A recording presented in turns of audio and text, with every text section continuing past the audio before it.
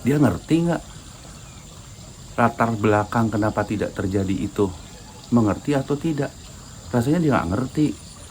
Nah itulah kayak ibu-ibu, emak-emak di pasar yang tawar-menawar dan ya ribut sedikit sama penjual di pasar. Ya ini kayak gini.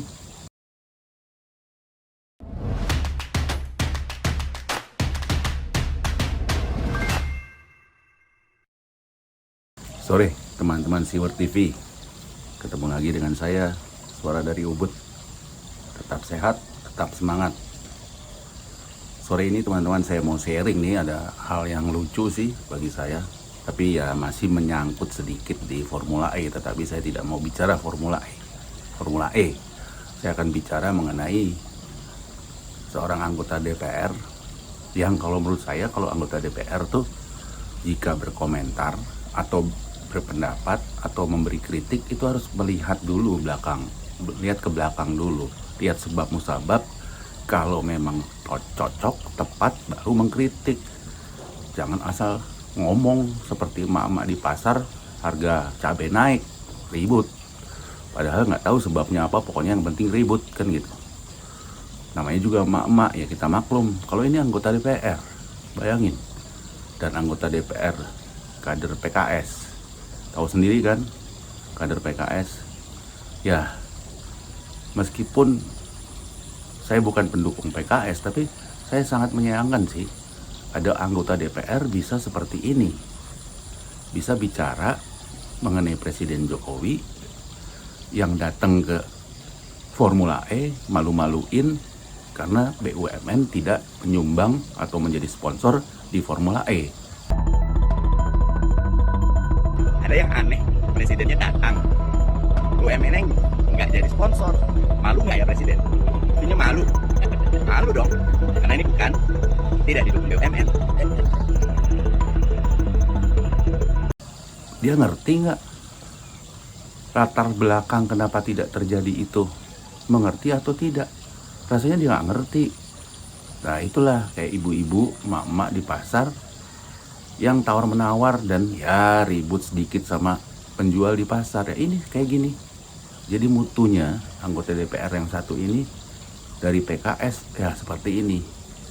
Terus kita mau mengharapkan apa ya dari wakil rakyat seperti ini? Kalian masih mau menggantungkan nasib regulasi hukum dan lain-lain dengan orang model begini? Waduh, kalau saya sih bener-bener enggak deh. Lucu, aneh, dan asal aja ngomongnya. Jadi tidak mencerminkan bahwa dia adalah seorang anggota DPR yang terhormat katanya. Pak Arya Sinulinga yang stafnya Pak Erick Thohir, Menteri BUMN, itu jelas di salah satu acara TV mengatakan bahwa yang namanya BUMN menjadi sponsor itu tidak bisa seketika, tidak bisa cuma 2 minggu waktunya. Itu mesti perlu waktu yang lama, ada proses, ada birokrasi, ngerti nggak? Dan yang namanya BUMN itu bukan terus semena-mena Pak Presiden Jokowi campur tangan, loh udah ada menterinya. Pak Jokowi cuma kasih target kerjaan seperti ini, mensejahterakan masyarakat. Masalah jalannya seperti apa, kebijakannya seperti apa ya terserah Pak Erick Thohir dan jajarannya. Pak Jokowi nggak akan campur. Buat apa campur? Kan udah ada Pak Erick Thohir. Jadi kayaknya nggak ngerti birokrasi di pemerintahan. Yang namanya menurut Arya Sinulinga, yang namanya MotoGP minta sponsor Pertamina itu 1 tahun.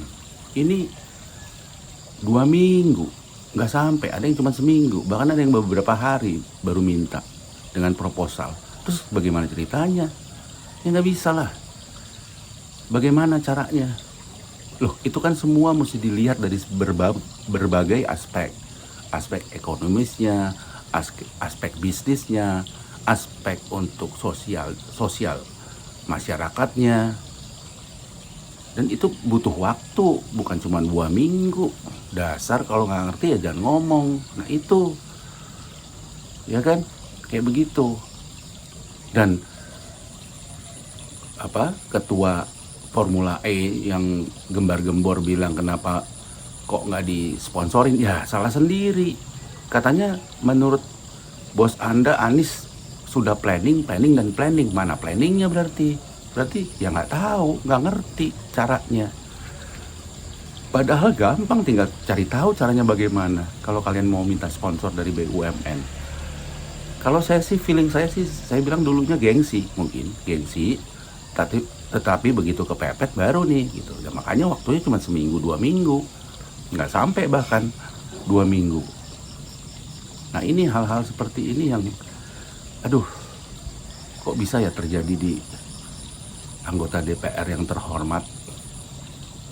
Bisanya cuma ngomong, ngeles, terus nyinyirin Pak Jokowi, benci sama Pak Jokowi. Benci boleh lah, tetapi nggak usah kayak orang bodoh gitu ya, nggak ngerti, kayak orang nggak ngerti. Bagi saya sih kayak orang nggak ngerti gitu loh. Apa belaga nggak ngerti ya, bisa jadi. Jadinya yang namanya planning dari Anies Baswedan di Formula E ya nggak kejadian, mana planningnya. Tapi untung sih cerdik juga dan berjalan cukup baik. Kalau menurut saya cukup baik, saya cukup salut bisa jalan, meskipun ya ada yang borong tiket dan lain-lain, dan yang namanya bule-bule nonton ya nggak ada lah, itu bohong, itu nggak ada. Kalau saya nggak, waktu di di YouTube saya perhatiin kok kayaknya nggak ada ya bule-bule. Jadi yang mancanegara yang katanya setengah atau 50% atau bahkan 70% penonton mancanegara kayaknya nggak ada ya. Atau mungkin bukan bule mungkin ya, itu dari Singapura, Malaysia, jadi nggak kelihatan kalau mereka itu mancanegara. Kan mirip-mirip kita juga kalau Malaysia sama Singapura, mungkin saya juga nggak tahu. Tapi intinya cuma satu tribun udah diborong PAN, belum Demokrat, belum yang lain. Udah, yang pasti hebat, bisa beli sebegitu banyak gitu loh. Demi apa? Ya demi untuk supaya pilpres. Aduh, kan sayang banget duit segitu. Mendingan kalian sumbang untuk rakyat tuh. Rakyat tuh perlu sumbangan untuk kalian, dari kalian untuk kalian, dari kalian perlu.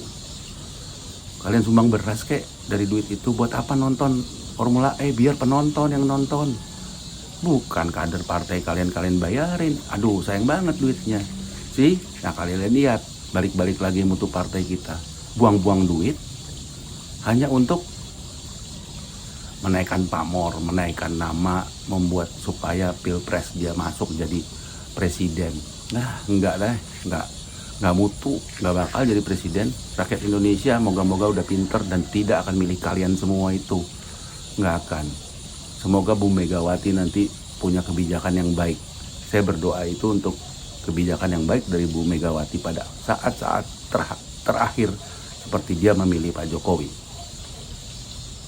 Itu ya saya ngomong. Jadi balik lagi, nanti Pileg 2024 jangan pilih model kayak PKS ini nih, yang cuman kayak emak-emak, bisanya cuman ngomong nyinyir. Kalau benci udahlah, stop benci. Katanya beragama, kan nggak boleh benci sama orang, nggak boleh. Udah maafin Pak Jokowi nggak pernah ributin kalian, nggak pernah.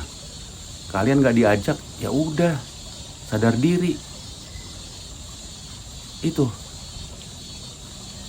Jadi sekali lagi, kalau jadi anggota DPR yang pinter, yang cerdas, yang melihat latar belakang apa yang terjadi, bukan hanya bicara omong-omong kosong yang asal nyinyir, nggak bermutu sama sekali gitu loh.